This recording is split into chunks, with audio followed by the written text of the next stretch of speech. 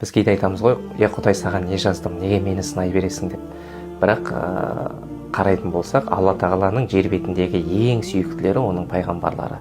Ал Алла тағала сол пайғамбарларын үлкен бір сынақтармен сынаған екен.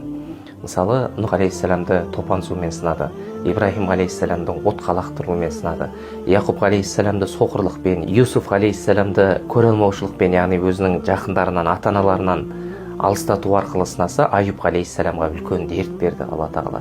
Муса алейхиссаламды перғауынның тирандарымен сынаса, Харун алейхиссаламды сатқындықпен сынады. Сол секілді Юнус алейхиссаламды киттің ішіндегі қараңғылықта оның шыдамдылығын сынаса, Сүлеймен алейхиссаламды байлықпен сынады, Дауд алейхиссаламды қан майдан соғыста сынады деген секілді. Сол үшін ешқашан, я Алла, мені неге сынайсың, неге мені ғана көріп қалдың, неге мен осындай қиындықта жүрмін деп айтпаңыз.